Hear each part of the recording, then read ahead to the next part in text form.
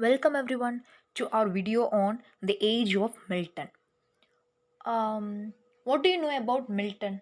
When you hear the name Milton, we will remember of his two famous books. That one is On His Blindness, and the other one is Paradise Lost. So these are all the two works which we will remember when we heard the name of John Milton. So how his age was and how the life of Milton was. So these are all the things which we are going to discuss in this video. Come, let's enter the video. Puritans, a name which appears to have originated about the year of Shakespeare's birth. Okay, that is, Puritan is a name which appears to have originated about the year of Shakespeare's death or shortly after. Okay, and it was first used in derision, though it was soon accepted as a mere descriptive term. And then, while the uncompromising spirit of this party spread steadily among the English middle classes during the reign of James the First. So James the First was in the throne during that time. It was not till the time of the successor that Puritanism emerged as a great national power. A combination of success had led to its practical success. The fast growing flippancy and profligacy of the upper classes, by drawing towards the sympathies of serious men of various shades of opinion, greatly increased its moral and social influences. And then, the influence of Puritanism, that is, the influence of Puritanism upon the tone and tempo of English life and thought was profound. So the spirit which it introduced was fine and noble, but it was hard and stern. We admire the Puritan's integrity and uprightness, but we deplore his fanaticism, that is, his moroseness and the narrowness of his outlook and sympathies. He was an intense and God fearing but illiberal and unreasonable man. While in the light of the conditions of the time, we can make the fullest allowance for his violent and extreme reaction against prevailing abuses.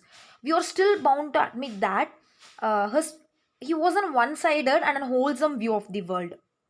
For in his preoccupation with moral and spiritual things, he generally neglected and often expressly denounced the science, art, knowledge, beauty, which will give value to the secular life.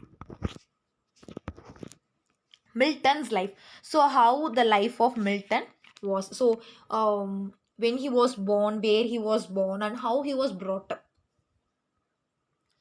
John Milton was born in Bread Street, Cheapside, London on 9th December 1608, or some 4 years before Shakespeare's retirement to Stratford. And then he was educated at St. Paul's School and at Christ's College, Cambridge. In Cambridge, he remained there for 7 years, taking his BA in 1629 and his MA in 1632. His systematic studies did not close with the close of his college course, realizing that he could not consciously enter the church for which he had been intended, and feeling no call to any other profession, he decided to give himself up entirely to self culture and poetry. And then, in the country house of the family at Horton, that is Buckinghamshire, some 17 miles from London.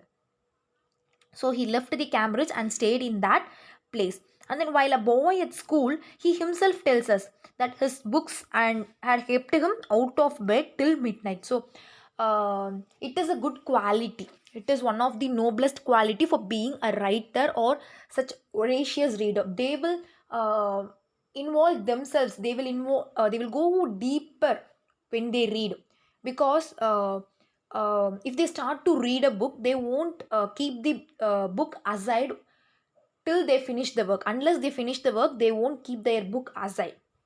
That is the speciality of voracious reader. So that type of voracious reader was Milton was. Okay. And then now during 6 years of almost uninterrupted seclusion, he was able to pursue his studious way undisturbed.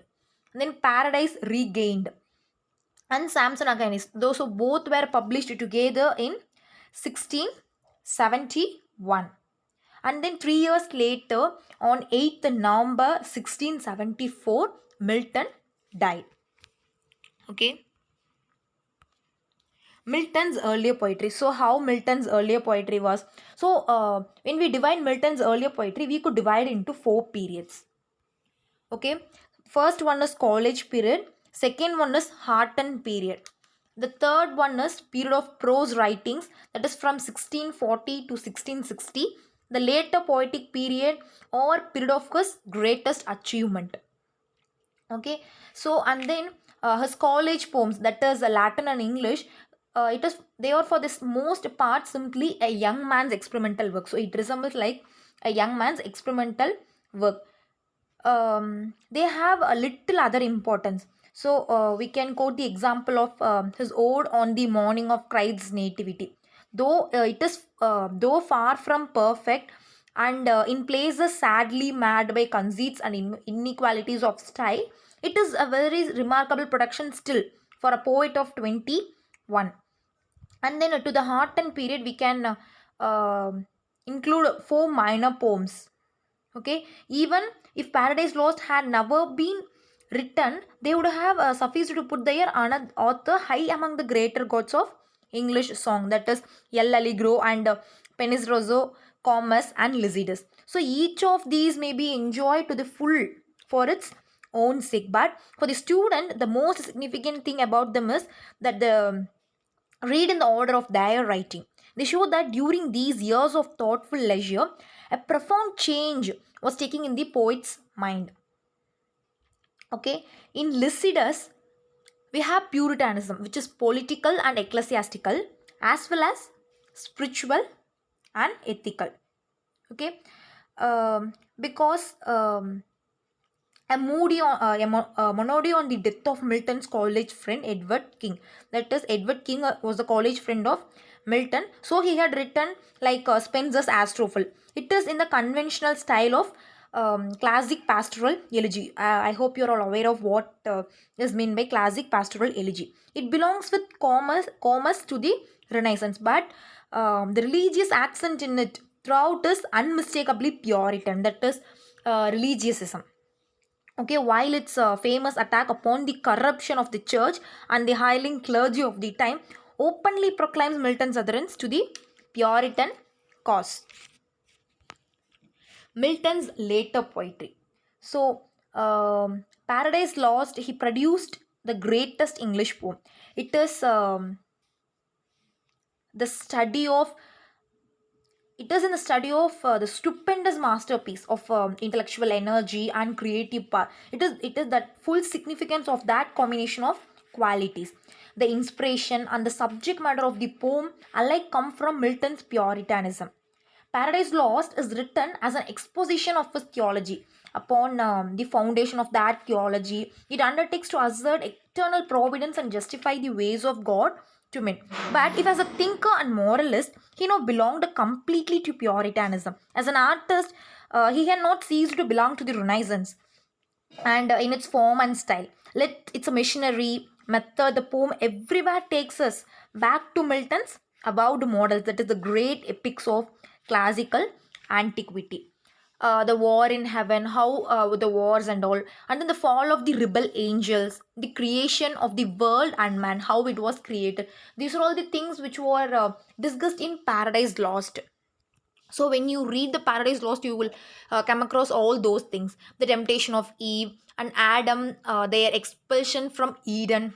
These are all the things they have discussed in Paradise. He had discussed in Paradise Lost.